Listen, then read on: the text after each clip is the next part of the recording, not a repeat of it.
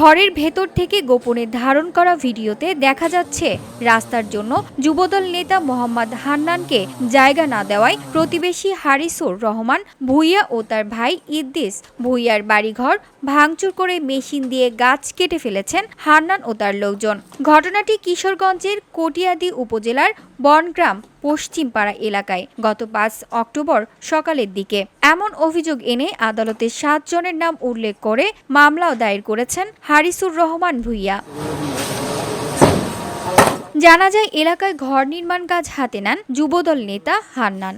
এই জন্য প্রতিবেশী হারিসুর রহমান ও ইদ্দিস ভূঁইয়ার কাছে ঘর নির্মাণের মালামাল নিয়ে যাওয়ার উদ্দেশ্যে রাস্তার জন্য জায়গা দাবি করেন। কথা মতো জায়গা দেওয়া হলে দীর্ঘদিন অতিবাহিত হওয়ায় পরবর্তীতে রাস্তা বন্ধ করে দেয়। এতেই ক্ষিপ্ত হয়ে ভুক্তভোগীদের বাড়িঘর গত ১ অক্টোবর রাতের অন্ধকারে হামলা করে হান্নান ও তার লোকজন। এতেও ক্ষান্ত না হয়ে ৫ অক্টোবর বাড়িঘর ভাঙচুর ও গাছ কেটে ফেলেন যুবদল নেতা হান্নান।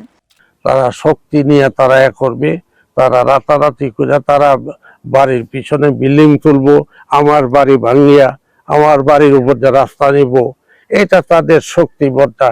দেখেন, আমরা তো শক্তি দেখাইতে পারছি না, যার জন্য তারা এই শক্তি ব্যবহার করে তারা এই ধরনের করছে।